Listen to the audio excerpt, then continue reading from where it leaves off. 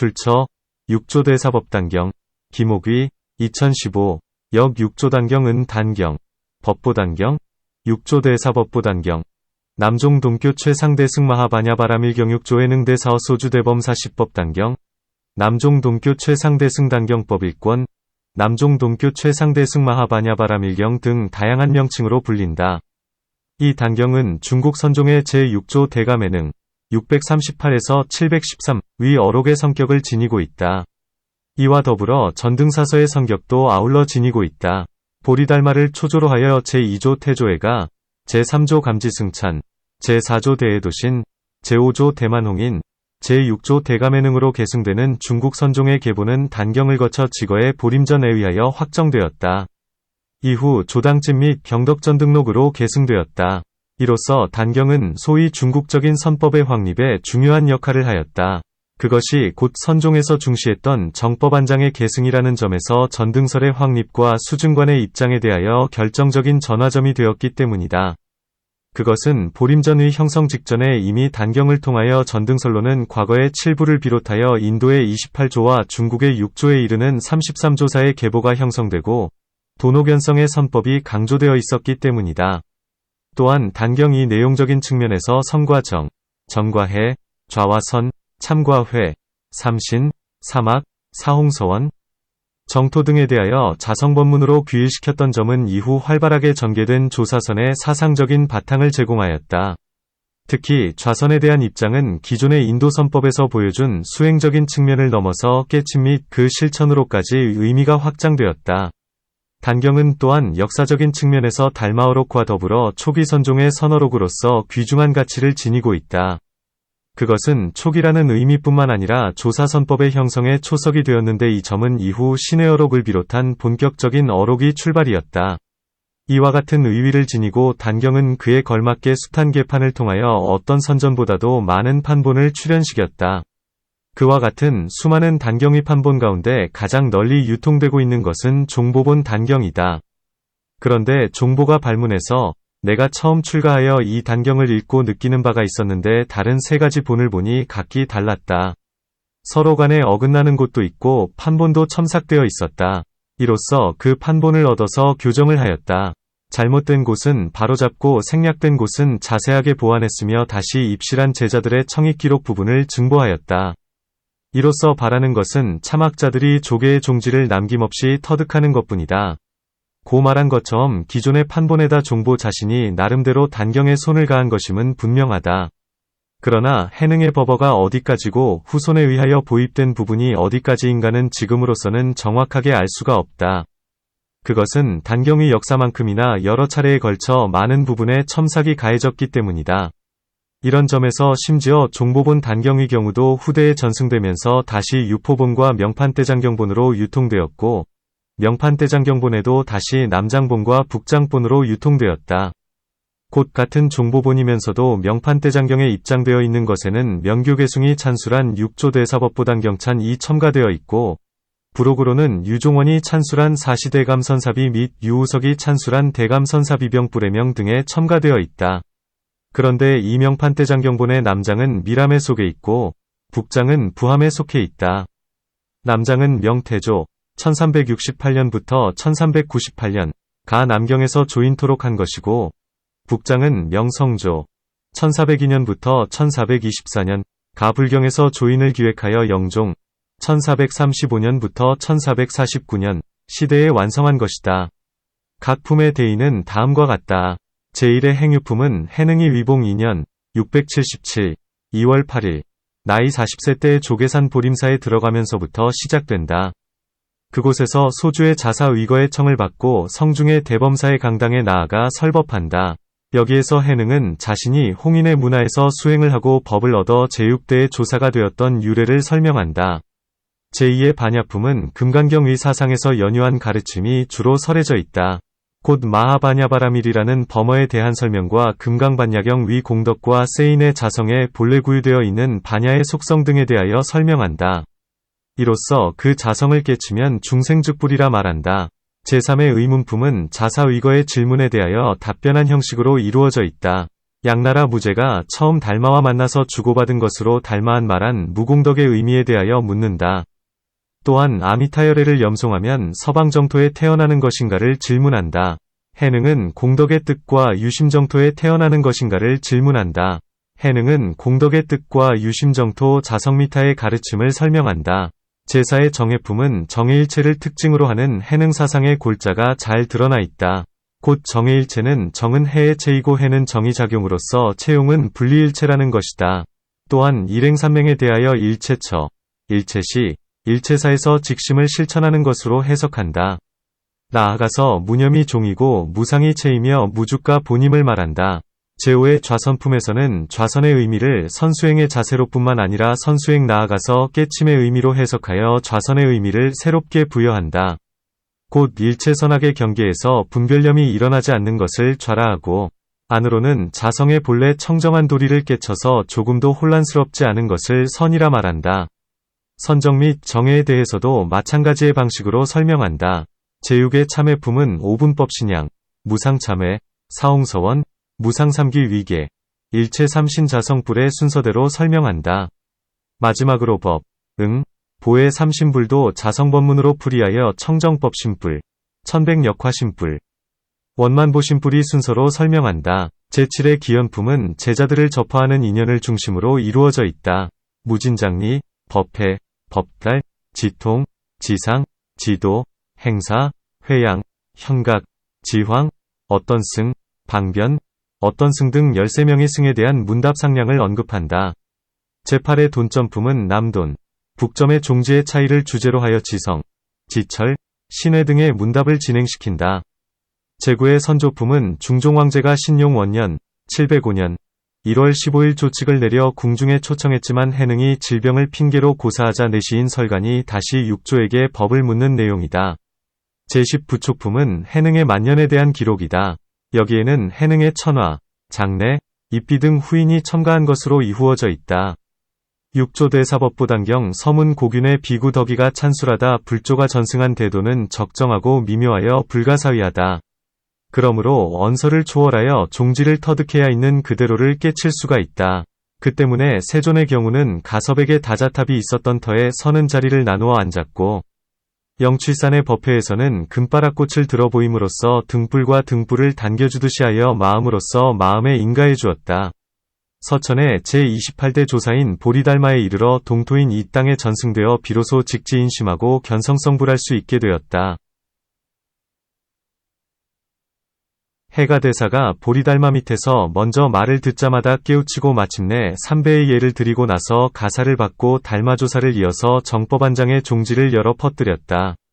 이후에 세 차례 전승되어 황매에 이르렀다. 황매산의 법회에는 700명의 고승들이 있었는데 오직 부용거사 한 사람에게만 한계송을 통하여 가사를 전수하고 제6대의 조사로 삼았다. 남방에서 16년 동안 도피 생활 끝에 어느 날 바람과 깃발의 일화를 통하여 인종법사의 정안을 열어주었다. 이로 말미암아 해능거사는 삭발을 하고 계를 받아 제6대 조사로 등극하였다. 이로써 일찍이 군하발타라의 현기에 부응한 것으로 동산법문이 활짝 열렸다. 이에 의사군은 법회선자로 하여금 육조대사의 법어를 기록하게 하고 그것에 법보단경이라는 제목을 붙였다.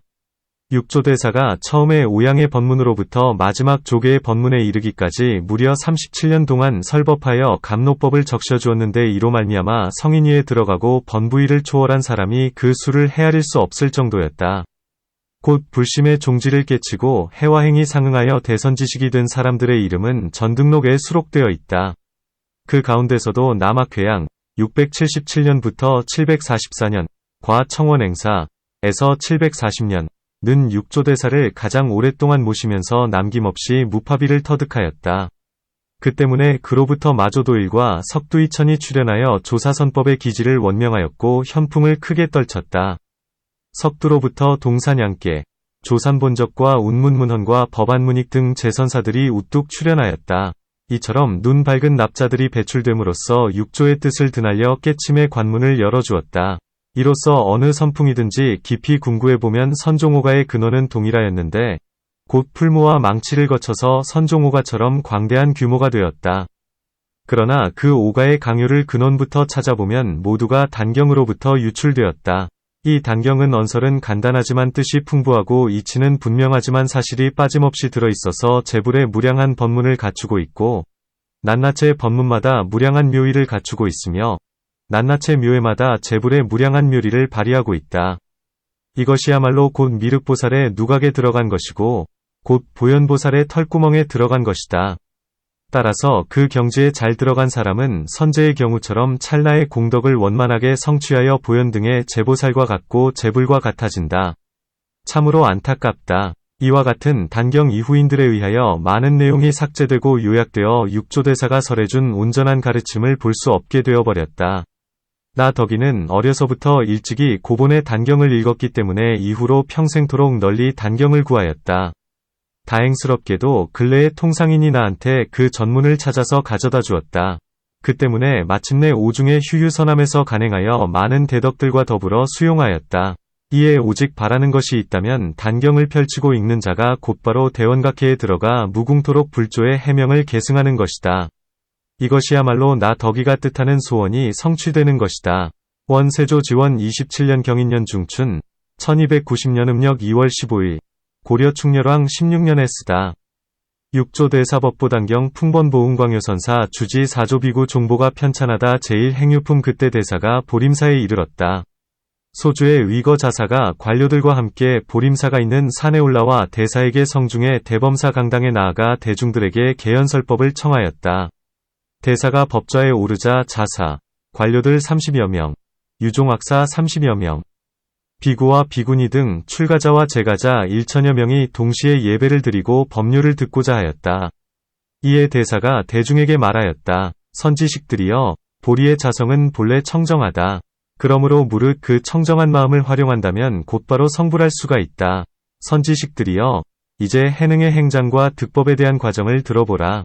해능의 언부는 본관이 범양인데 영남지방으로 좌천되어 신주의 백성이 되었다. 이 몸은 불행하게도 아버지가 일찍 돌아가신 후에는 노모와 하나들로 남겨졌기 때문에 남해로 이주하였다. 가정의 형편이 어려워서 시장에서 나무를 팔아 생계를 꾸렸다. 그때 어떤 손님이 나무를 샀기 때문에 객점으로 배달하여 손님에게 나무를 건네주고 해능은 돈을 받아서 객점에서 막 나오는 참이었다. 어떤 사람이 독경하는 것을 보았는데 해능은 경문의 말씀을 듣는 찰나에 곧 마음이 움직였다. 그래서 객승에게 독송하는 경전이 무엇인지 물었다. 객승은 금관경이라 말했다. 그래서 다시 어디에서 그 경전을 받았는지 물었다. 객승이 말했다. 저는 기주 황매현의 동선사에서 왔습니다. 동선사에는 오조홍인 대사께서 주석하면서 교화를 펴는데 문인이 1000명이 넘습니다. 저도 거기에서 예배를 드리고 이 경전의 가르침을 들었습니다. 대사께서는 늘 승속을 막론하고 금관경을 수지하면 곧 자견성하여 그대로 성불한다고 권장을 합니다. 해능은 그 말을 새겨들었다. 그런데 숙세에 맺은 인연이 있었던 탓인지 이에 어떤 손님이 해능에게 은화 10량을 주면서 노모의 의복과 양식에 충당하고 곧바로 황매산으로 가서 오조를 참례하라는 지시도 해주었다. 해능은 어머니를 모셔두고 하직인사를 드리고 길을 떠났다. 30여 일이 걸리지 않아 황매에 이르러서 오조 스님께 예배를 드렸다.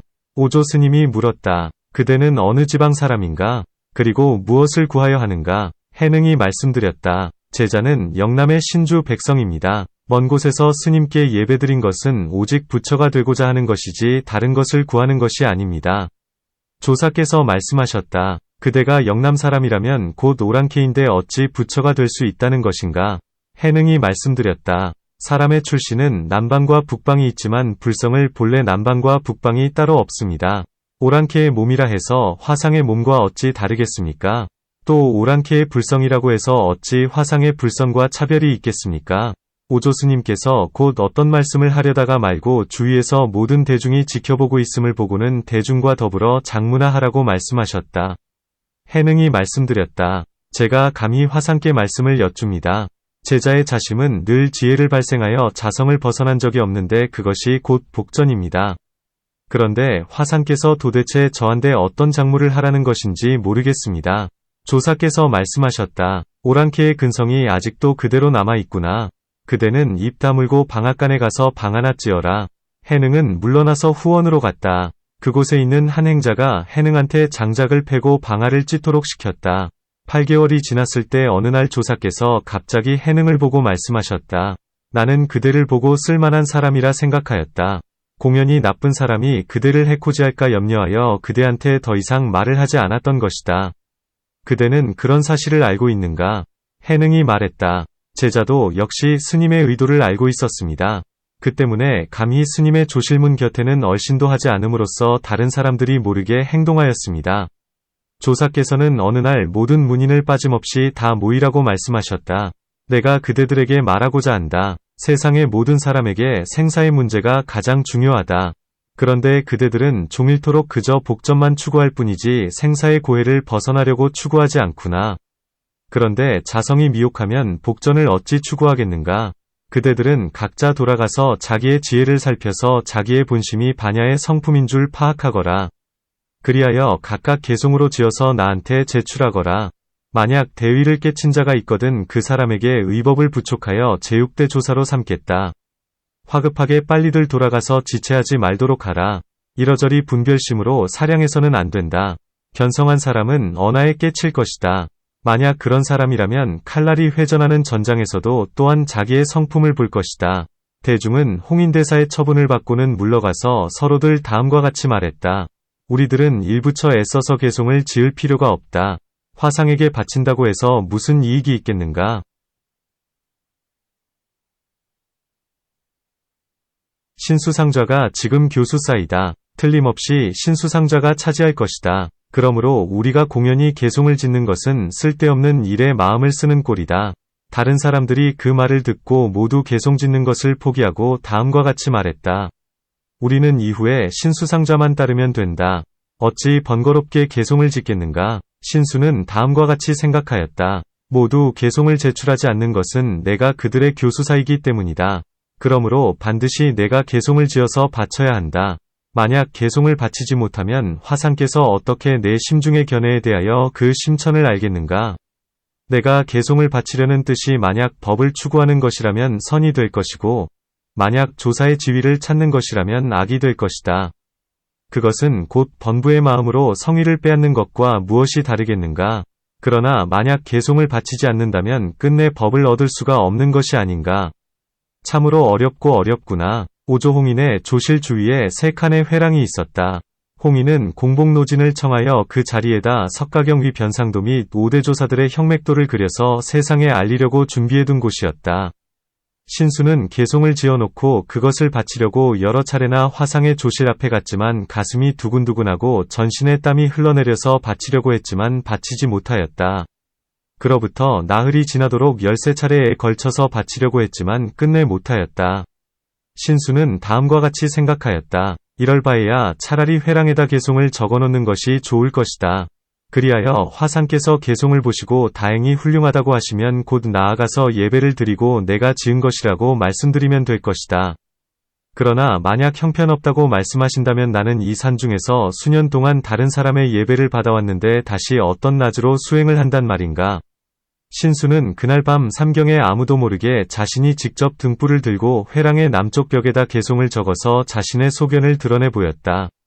그 개송은 다음과 같다. 몸뚱아리는 깨침의 나무와 같고 마음은 거울을 걸쳐두는 대란에 부지런히 먼지를 떨구고 닦아서 먼지 및 티끌 묻지 않도록 하네. 신수는 개송을 적어놓고 곧바로 방으로 돌아갔는데 아무도 아는 사람이 없었다. 신수는 다시 생각하였다. 오조화상께서는 내일 개송을 보고 기뻐하신다면 곧 나는 법과 인연이 있을 것이다. 그러나 만약 그렇지 못하다고 말한다면 그것은 내 자신이 미혹한 것이니 숙이 두터워 법을 터득하지 못할 것이다. 성인은 참으로 헤아지기 어렵구나. 방 안에서 이런저런 생각으로 편안하게 앉고 눕지 못하다가 오경에 이르렀다. 조사께서는 이미 신수가 아직 깨침의 문에 들어오지 못하고 자성을 보지 못한 중을 알고 계셨다. 날이 밝자 조사께서는 공복노진을 불러 남쪽 회랑의 벽에다 변상도와 혈맥도를 그리고자 하였는데 언뜻 신수의 개송을 보고 노진에게 말했다. 그대는 수고롭게 먼 길을 왔는데 공봉은 그림을 그릴 필요가 없게 되었다. 경전에서도 모든 형상은 다 허망하다고 했다. 무릇 이 개송을 그대로 남겨두어 대중에게 지송하도록 하여 이 개송에 의지하여 수행하면 악도를 벗어날 것이다. 이 개송에 의지하여 수행한다면 큰 이익을 얻을 것이다. 그리하여 모두 이 개송을 지송하면 곧 견성할 것이다 라고 하여 문인들에게 향을 사르고 예경토록 하였다.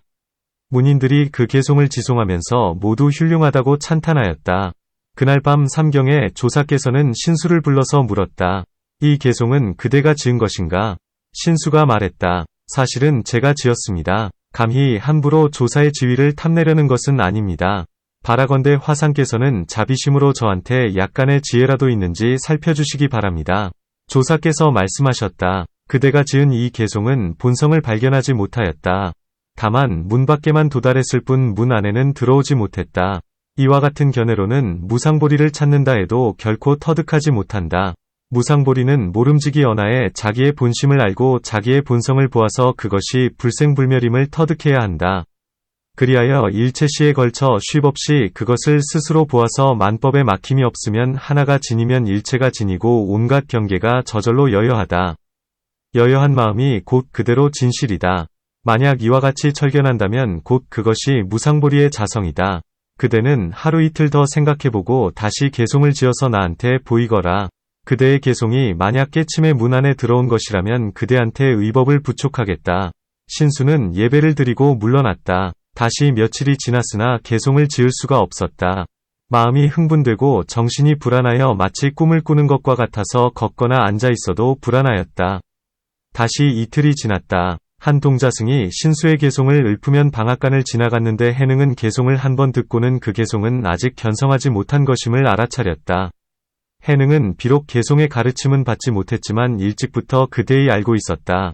마침내 동자승에게 물었다. 지금 지송하는 것은 무슨 개송입니까? 동자승이 말했다. 그대는 오랑캐이므로 홍인대사께서 다음과 같이 말한 것을 모르겠구나.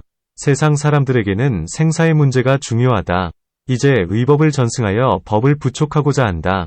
그리하여 문인들에게 개송을 지어 바치도록 하셨다. 만약 대위를 깨친 사람이 있으면 곧 의법을 부촉하고 제육대조사로 삼겠다는 것이었다. 이에 신수상좌가 남쪽 회랑의 벽에다 무상계를 적어놓았는데 홍인대사께서 보시고는 모두에게 지송토록 하셨다.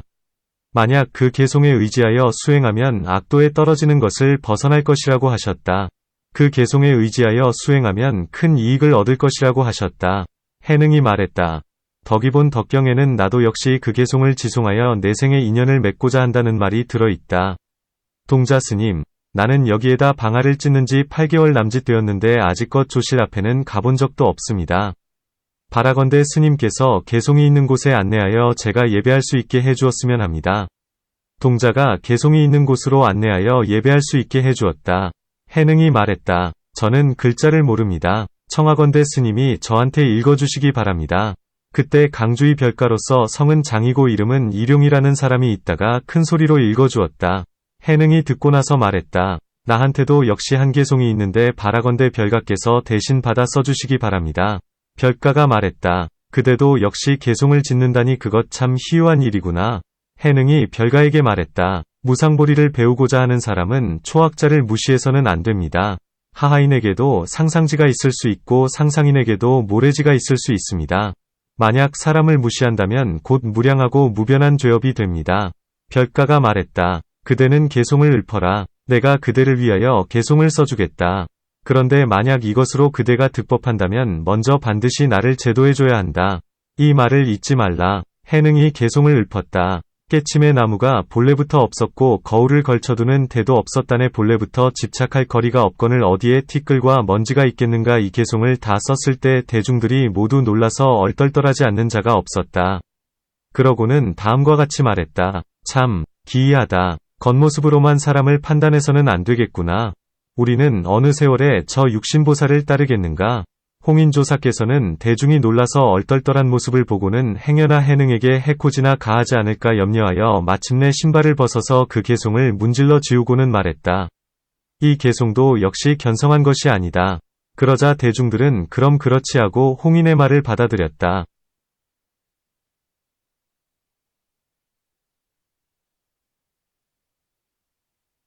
이튿날 조사께서는 은밀하게 방앗간에 들러서 해능이 등에 돌을 지고 방앗 찢는 모습을 보고 다음과 같이 말했다.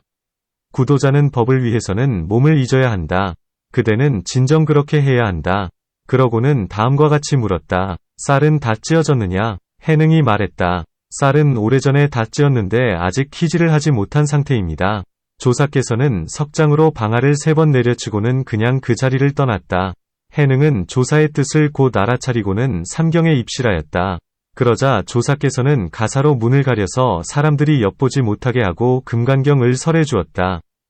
그런데 마땅히 집착하지 말고 본래의 청정한 마음을 일으켜야 한다는 대목에 이르러 해능은 일체의 만법이 자성을 떠나 있지 않음을 언하에 대오하였다. 그러고는 마침내 조사에게 말씀드렸다. 자성은 본래부터 청정한 줄을 어찌 짐작이나 했겠습니까? 자성은 본래부터 구족되어 있는 줄을 어찌 짐작이나 했겠습니까? 자성은 본래 동요가 없는 줄을 어찌 짐작이나 했겠습니까? 자성이 만법을 발생한다는 것을 어찌 짐작이나 했겠습니까? 조사께서는 해능이 본성을 깨친 것을 알아차리고 다음과 같이 말했다. 본심을 모르면 법을 배워도 이익이 없다. 만약 자기의 본심을 알고 자기의 본성을 본다면 곧 주어장부, 천인사, 불이라 일컫는다. 삼경의 법을 받았기 때문에 남들은 아무도 몰랐다. 이에 조사께서는 해능에게 돈교와 의발을 전수하고 다음과 같이 말했다. 그대는 제6대 조사로 삼는다. 그러므로 잘 혼념하여 널리 중생을 제도하고 장래에 유포시켜 단절되지 않도록 하라. 이에 내가 주는 전법계를 듣거라. 그러고는 말했다. 유정이 나타나 종자를 뿌리더니 땅을 인연하여 열매를 맺었다네. 무정이 왔다면 종자가 없을 테고 자성이 없다면 발생도 없을 터다. 홍인조사께서 다시 말했다. 옛적 달마대사께서 처음 이 땅에 도래했을 때는 아무도 그것을 믿는 자가 없었다. 그 때문에 이 가사를 전승하여 믿음의 바탕으로 삼아 대대상전시켰다. 법은 곧 이심전심으로 모두 스스로 깨치고 스스로 이해하도록 해야 한다. 예로부터 역대의 부처님들은 본래의 자체를 전승하였고 역대의 조사들은 은밀하게 본래의 자심을 부촉하였다. 가사는 분쟁의 씨앗이므로 그대를 끝으로 더 이상 전승하지 말라. 만약 이 가사를 전승하면 목숨이 신랄처럼 위태롭다. 그대는 모름지기 속히 떠나거라. 다른 사람들이 그대를 해코지할 것이다. 해능이 말씀드렸다. 어디로 가라는 것입니까? 홍인조사께서는 말했다. 회를 만나면 멈추고 회를 만나면 숨거라. 해능은 삼경의 의발을 받아들이고 말했다. 해능은 본래 남방 출신으로 처음부터 이곳의 산길을 잘 모릅니다. 어찌해야 강 입구까지 갈 수가 있습니까? 오조가 말했다. 그대는 걱정하지 말라. 내가 몸소 그대를 배웅하겠다. 홍인조사께서는 직접 배웅하며 구강역까지 도착하였다. 홍인조사께서는 해능을 배에 태우고 당신 스스로 노를 저어갔다. 이에 해능이 말했다. 청건대 화상께서는 가만히 앉아 계십시오. 제자가 마땅히 노를 짓겠습니다. 홍인조사께서 말했다. 내가 그대를 건네주는 것이 당연하다. 해능이 말했다. 제가 미혹했을 때는 스승께서 건네주셨지만 깨친 지금에는 스스로 건너가는 것입니다. 건너간다는 말은 비록 같지만 그 쓰임새는 같지 않습니다. 해능은 변방에서 태어났기 때문에 언어도 어벙합니다. 그러나 스승께서 전수하신 법을 얻어서 이제는 이미 깨쳤습니다. 그러므로 마땅히 자기의 성품은 자기 스스로 제도해야 합니다. 홍인조사께서 말했다. 그래, 그렇다. 이후로 불법은 그대로 말미암아 크게 유행할 것이다. 그대가 떠난 지 3년 후면 나는 바야흐로 세상과 하직을 할 것이다. 그대는 이제 잘 가거라. 부지런히 남방으로 가거라. 함부로 서둘러서 설법해서는 안 된다. 불법의 범난이 일어날 것이다. 해능은 홍인조사에게 하직하고 길을 떠나서 남방으로 발길을 향했다. 2개월 이내에 대유령에 이르렀다.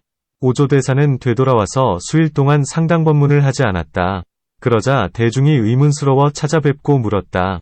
화상께서는 병환이나 걱정이 있는 것입니까? 오조대사가 말했다. 병이 난 것은 아니다. 다만 위법이 벌써 남방으로 가버렸다. 대중이 물었다. 누구한테 전수하셨습니까? 오조대사가 말했다. 해능행자가 얻어서 가지고 갔다. 이에 비로소 대중이 알아차렸다. 수백 명이 대중이 위발을 빼앗으려고 거기까지 해능의 뒤를 쫓아왔다. 속성은 진시이고 이름은 해명이라는 한 스님이 있었다. 그 선조는 사품장군이었다. 그런 탓인지 성품이 거칠고 포악하였는데 전력 투구하여 해능을 찾아다녔다. 대중의 맨 앞장에 서서 해능을 따라잡았다. 해능은 위발을 바위에다 내려놓고 말했다. 이 위발은 믿음의 징표이다. 어찌 힘으로 다투겠는가? 그리고 해능은 풀더미 속에 숨었다. 해명이 도착하여 위발을 집어들었으나 꼼짝도 하지 않았다. 이에 해능을 불러 말했다. 행자여, 해능 행자여, 나는 법 때문에 온 것이지 위발 때문에 온 것이 아니다. 마침내 해능이 몸을 나타내어 반석 위에 앉았다. 해명이 예배를 하고 말했다. 행자여, 바라건대 저한테 설법을 해주시오. 해능이 말했다. 그대는 이미 법 때문에 왔다. 그러므로 모든 반연을 그쳐서 찰나도 반연을 일으키지 말라. 내 그대한테 설법을 하겠다.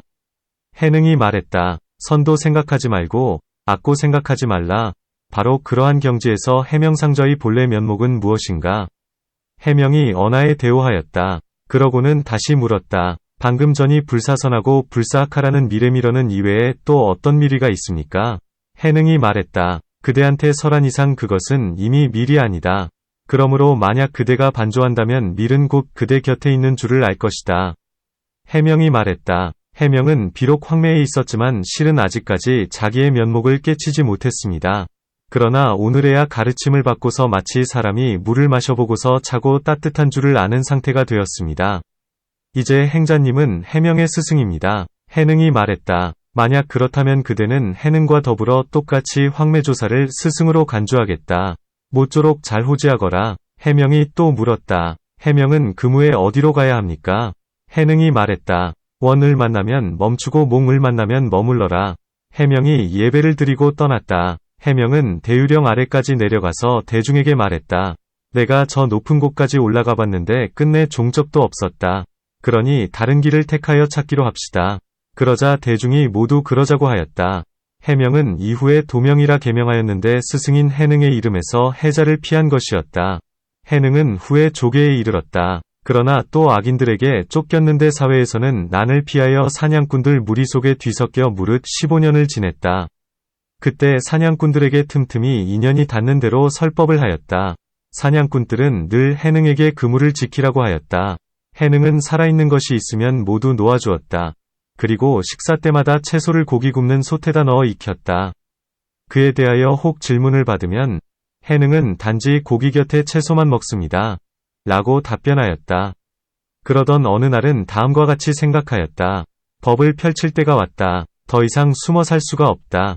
그러고는 마침내 광주 법성사에 나아갔는데 마침 인종법사가 열반경을 강의하고 있었다.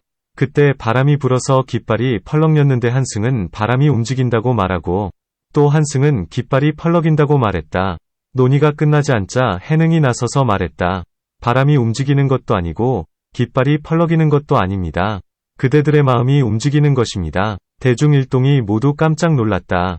인종법사는 해능을 상석으로 안내하였다. 그리고 오의를 물었다. 그에 대하여 해능의 답변이 언설은 간명직절하지만 도리에 합당하고 문자를 말미암지 않은 것을 보고는 인종법사가 물었다. 행자는 필시 보통 사람이 아닙니다. 오래전에 황매의 의법이 남방으로 갔다고 들었는데 혹시 그 행자가 아닙니까? 해능이 말했다. 그렇습니다.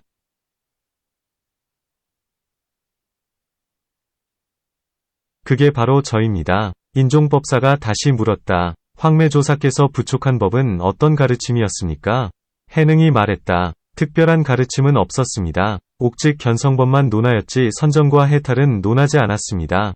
인종법사가 말했다. 어째서 선정과 해탈을 논하지 않는 것입니까? 해능이 말했다. 선정과 해탈은 이법으로서 그것은 불법이 아니기 때문입니다. 불법은 불이법입니다. 인종법사가 또 물었다. 불법의 불이법은 어떤 것입니까? 해능이 말했다. 법사께서는 열반경을 강의하면서 불성에 대하여 설명을 합니다. 그것이 곧 불법의 불이법입니다. 열반경에서는 다음과 같이 말합니다. 고귀덕왕보살이 부처님께 사례어 말씀드렸다. 사중금을 범하고 오역죄를 지으며 내지 일천제 등은 마땅히 선근과 불성을 단절하는 것입니까? 부처님께서 말씀하셨다. 선근에 두 가지가 있다. 첫째는 상선근이고 둘째는 무상선근이다. 그런데 불성은 상도 아니고 무상도 아니다. 이런 까닭의 단절이 아니다. 이것을 불이라 말한다. 또 첫째는 선이고 둘째는 불선이다. 그런데 불성은 선도 아니고 불선도 아니다. 이것을 불이라 말한다. 오음과 18개에 대하여 번부는 이로 간주하지만 지자는 그 성품이 무의임을 요달한다. 그 무의의 성품이야말로 곧 불성이다. 설법을 들은 인종법사는 환희하여 합장하고 말했다. 저의 간경은 마치 쓸데없는 질 그릇과 같습니다. 그런데 그대의 논의는 마치 진근과 같습니다. 이에 인종법사는 해능에게 삭발을 해주고 자신의 스승으로 모시기를 바랐다. 해능은 마침내 보리수 아래서 동산법문을 열었다.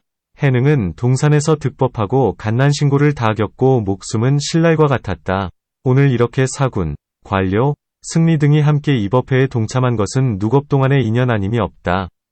또한 과거생에 재불께 공양하고 마찬가지로 선근을 심어야 바야흐로 위에 돈교와 득법의 인연을 들을 수가 있다. 돈교는 선성이 전승한 것이지 해능 나 자신의 지혜가 아니다. 그러므로 선성의 돈교를 듣고자 하는 사람은 각자 마음을 청정히 하고 듣고 나서는 각자 의심을 제거해야만 선대의 성인들과 더불어 차별이 없다. 대중일동은 설법을 듣고 예배를 드리고 물러갔다. 제2반야품 다음날 의사군이 청익하자 대사는 법좌에 올라 대중에게 말하였다. 모두 마음을 청정케 하고 마하바냐바라밀다를 속념하라. 그리고 다시 말했다. 선지식들이여, 보리와 바냐의 지혜는 세상 사람들이 본래부터 지니고 있다. 단지 마음이 미혹함으로 말미암아 스스로 깨치지 못할 뿐이다. 그러므로 모름지기 대선지식의 가르침에 의거하여 견성해야 한다. 반드시 알아라. 어리석은 사람도 지혜로운 사람도 그 불성은 본래 차별이 없다. 다만 미와우를 반여하여 다를 뿐이다. 그러므로 우린도 있고 지인도 있다. 내 이제 마하바냐바라밀법을 설하여 그대들로 하여금 각자 지혜를 터득하게 하겠다. 지심으로 잘 경청하라. 내 그대들에게 설하겠다. 선지식들이여, 세상 사람들은 종일토록 입으로는 바냐를 읊으면서도 자성이 바냐인 줄은 모른다. 마치 밥을 말하지만 그것으로 배가 부르지 않는 것과 같다. 입으로 부질없이 공망설하면 만겁이 지나도 견성하지 못하여 끝내 이익이 없다. 선지식들이여, 마하바냐바라밀은 범어로서 이 나라 말로는 큰 지혜로 피안에 도달한다는 뜻이다. 이것은 모름지기 마음으로 실천해야지 입으로만 염해서는 안 된다. 입으로만 읊조리고 마음으로 실천하지 않으면 환, 화, 노, 전과 같다. 그러나 입으로 읊조리고 또 마음으로 실천하면 곧 마음과 입이 상응한다. 본성이 곧 부처이므로 본성을 벗어나 달리 버가 없다. 마하란 무엇인가? 마하는 대의 의미이다. 심량이 광대하여 허공과 같이 끝이 없고 또한 방, 원, 대, 소가 없고 또 청, 황, 적, 백도 없으며 또 상, 하, 장, 단이 없고 또 진이 없고 희도 없고 미도 없다.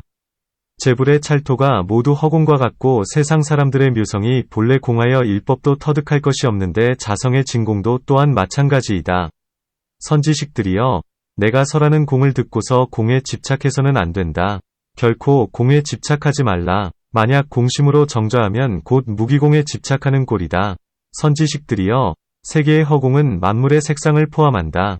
일, 월, 성, 숙, 산, 하, 대지, 천원, 개간, 초, 목, 총림, 악인, 선인, 악법, 선법, 천당, 지옥, 일체에 대해 수미의 재산 등이다. 공 속에 들어있다. 세상 사람들의 성품이 공한 것도 또한 마찬가지이다. 선지식들이여, 자성은 만법을 포함하기 때문에 곧 대이다. 만법은 모든 사람의 성품에 있다. 그러므로 만약 일체 사람들의 악과 선을 보고도 그것에 모두 취사가 없고 또한 염착이 없어서 마음이 허공과 같으면 그것을 대라 말한다. 그 때문에 마하라 한다. 선지식들이여, 어리석은 사람은 입으로 설하지만 지혜로운 사람은 마음으로 실천한다. 또한 사람은 공심으로 정좌하여 온갖 것을 생각하지 않는 것을 자칭 대라고 한다. 그러나 이와 같은 부류의 사람은 더불어 말할 것이 못 된다. 왜냐하면 그것은 사견이기 때문이다. 선지식들이여, 심량은 광대하여 법계에 두루한다. 그 때문에 그것을 활용하면 곧 요요하고 분명하게 응용하면 곧 일체를 알게 된다. 그래서 일체가 하나에 즉하고 하나가 일체에 즉하여 오고 감에 자유롭고 심체에 걸림이 없는 그것이 곧 바냐이다. 선지식들이여, 일체의 바냐지혜는 모두 자성으로부터 발생하는 것이지 밖에서 들어오는 것이 아니다. 그러므로 잘못된 생각을 하지 않는 것이야말로 바냐의 진성을 그대로 활용하는 방식이다. 하나가 진실하면 일체가 진실함으로 마음으로 대사만 헤아려야지 소도를 행해서는 안 된다. 입으로는 할 일 없이 하루 종일 바냐를 설하면서도 마음에는 바냐의 실천을 닦지 않는 것은 마치 번부가 국왕이라 자칭하지만 끝내 그럴 수가 없는 것과 같다. 그런 사람은 내 제자가 아니다. 선지식들이여, 무엇을 바냐라 하는가? 바냐는 한자로 말하면 지혜이다. 어느 곳이나 어느 때나 염려의 어리석음이 없이 늘 지혜를 실천하는 것이 곧 바냐행이다. 찰나라도 어리석으면 반야가 사라지고 찰나라도 지혜로우면 반야가 발생한다. 세상 사람들이 우미하여 반야를 보지 못함으로 입으로는 반야를 말하지만 마음은 늘 어리석다. 그 때문에 늘 스스로 나는 반야를 닦는다고 말한다. 그리고 염염에 공을 설하지만 진공을 모른다. 반야에는 형상이 없다. 지혜로운 마음이 곧 반야이다. 만약 이와 같이 이해하면 그것을 곧 반야지혜라 말한다. 무엇을 바람일이라 하는가? 바람일은 인도말이다. 한자로 말하면 도피안이다. 뜻으로 해석하면 생과 멸을 벗어나는 것이다. 경계에 집착하면 생과 멸이 일어난다. 마치 물이 파랑으로 일어나는 것과 같은 그것을 차안이라 말한다. 경계를 벗어나면 생과 멸이 사라진다. 마치 물이 늘 유통하는 것과 같은 그것을 피안이라 말한다. 그 때문에 바람일이라 부른다. 선지식들이여, 어리석은 사람은 입으로만 염함으로 염하는 바로 그때도 망도 있고 비도 있다. 그러나 만약 염염에 실천을 한다면 그것을 진성이라 말한다. 실천하는 그 도리를 깨치는 것이 곧 반야법이다. 그리고 그 반야법을 닦아가는 것이 곧 반야행이다. 그러므로 닦지 않으면 번부이고 일념으로 실천하면 자신이 부처이다. 선지식들이여, 번부가 곧 부처이고 번뇌가 곧 보리이다. 그래서 찰나에 미혹하면 곧 번부이고 찰나에 깨치면 곧 부처이다. 찰나라도 경계에 집착하면 번뇌이고 찰나라도 경계를 벗어나면 곧 보리이다. 선지식들이여, 마하반야바라밀은 최존, 최상, 최제일로서 현재도 없고 과거도 없으며 미래도 없고 3세의 재불도 그로부터 출현하였다. 그러므로 마땅히 그 대지혜를 활용하여 오운의 번뇌와 진로를 타파해야 한다. 이와 같이 수행하면 결정코 불도를 성취하여 탐, 진, 치위 삼독심이 변하여게, 정, 해의 삼무락이 된다.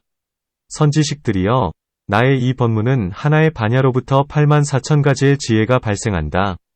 왜냐하면 세상 사람들에게 84,000가지 번뇌가 있기 때문이다. 이에 번뇌가 없으면 지혜가 늘 현존하여 자성을 벗어나지 않는다.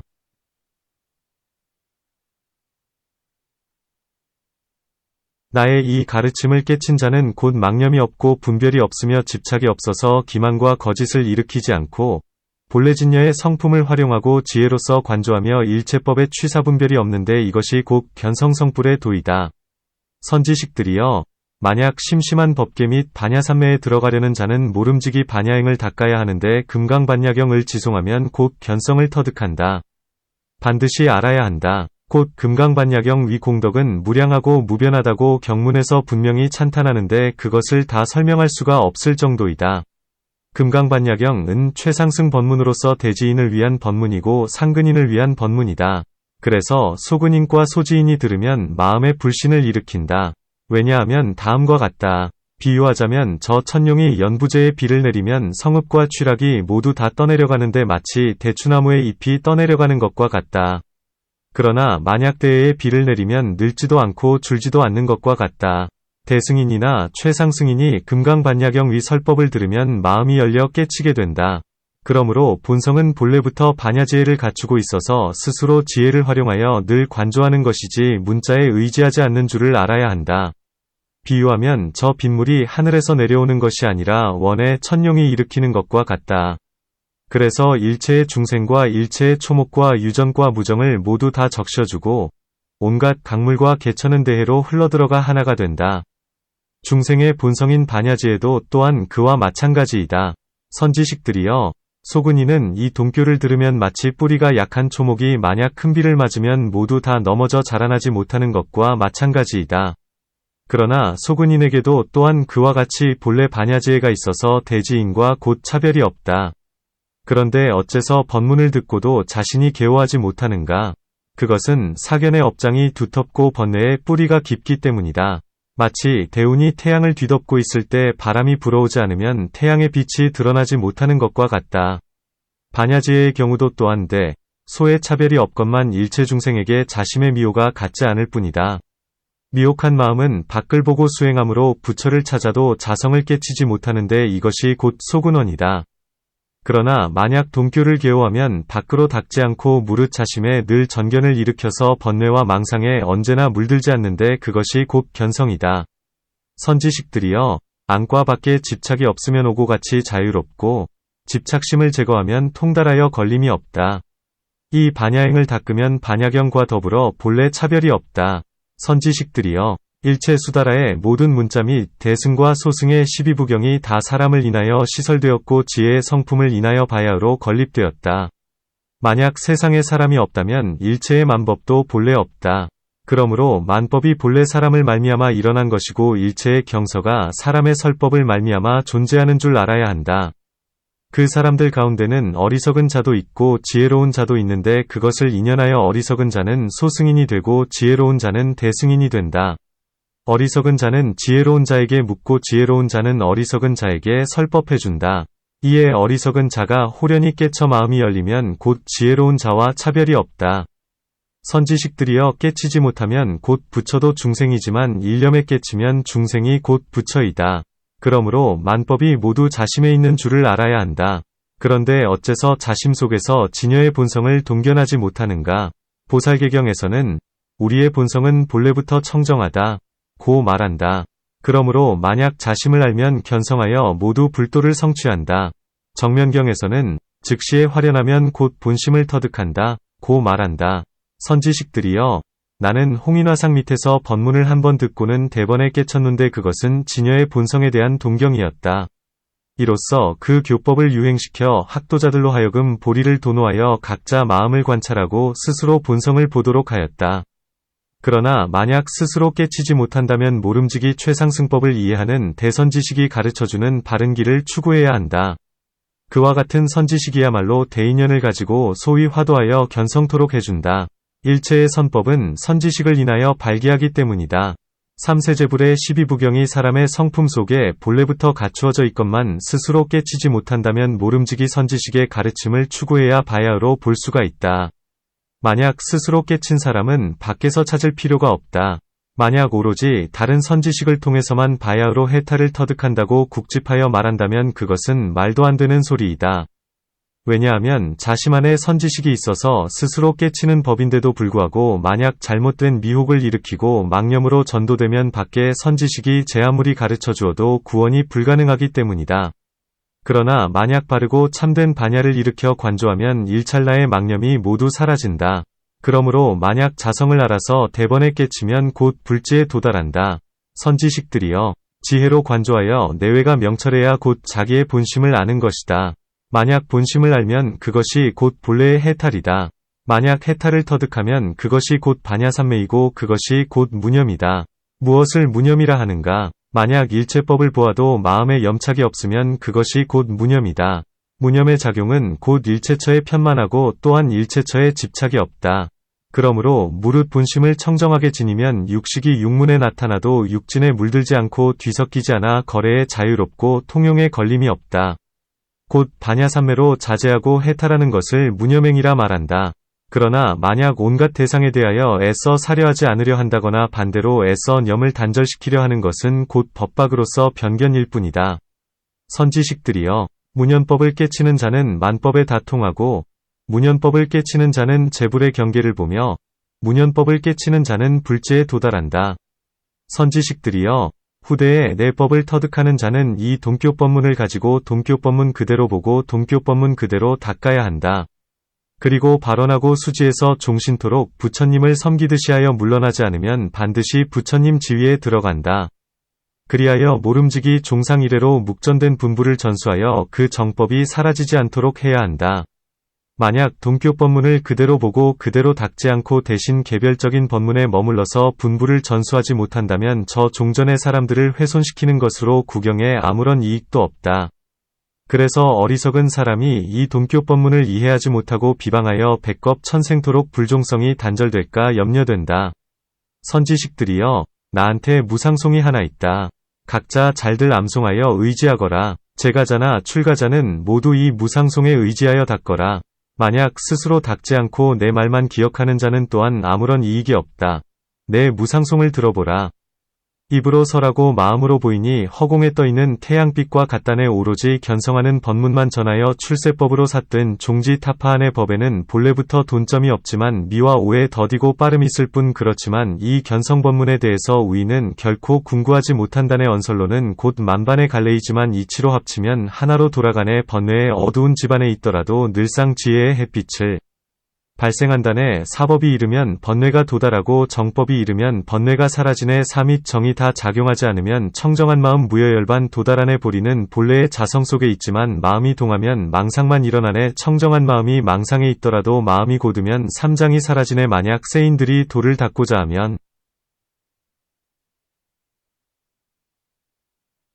일체에 대하여 모두 개의치 말고 늘상 자기 자신의 허물을 살피면 깨침과 더불어 딱히 상응하리라. 본래 일체 중생에게 깨침이 있어 각자 장애 및 번뇌할 필요 없네. 깨침을 떠나서 깨침을 찾는다면 종신토록 찾아도 깨치지 못하네. 이럭저럭 헛되이 세월만 보내면 임종에 이르러 또한 번민한다네. 진정한 깨침을 터득하고자 한다면 행위가 올발라야 곧 깨침이라네. 자신에게 깨치려는 마음 없으면 어둠 속을 가듯이 길을 못 본다네. 만약 진정으로 도닦는 사람이면 세간의 허물을 보아서는 안 되네. 만약 타인의 허물을 보았거드랑 내 허물도 같은 줄 알아야 하네. 남의 허물 곧 내 허물 아니건만 내 허물에 과본해 받아야 하네. 잘못된 마음은 저 멀리 접어두고 번뇌를 제거하여 없애야 한다네. 사랑도 중후에도 관심이 없으면 두 다리 쭉 뻗고 잠잘 수 있다네. 만약 타인을 교화하고자 한다면 반드시 스스로 방편을 활용하라. 반야에 대한 의심만 없애준다면 즉시 중생에게 자성이 드러나네. 불법은 세간에 그대로 있으므로 세간을 벗어나서 깨침은 없다네. 세간을 떠나서 보리를 추구하면 꼭 토끼의 뿔 찾는 것과 같다네. 바른 견해를 출세간이라 말하고 잘못된 견해를 세간이라 말하네. 사견과 전견을 모두 떠나 있으면 보리 성품은 저절로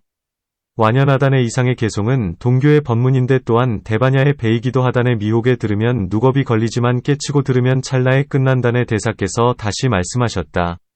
지금 대범사에서 설한 이 동교 법문을 통하여 널리 법계의 중생이 대번에 견성성불하기 바란다. 그때 의사군과 관료 및 출가자와 제가자들이 대사의 설법을 듣고 깨치지 못한 자가 없었다. 그리하여 동시에 예배를 드리고 모두 참으로 훌륭하도다. 어찌 땅에 부처님이 출세할 것을 기대나 했으리요? 라고 찬탄하였다.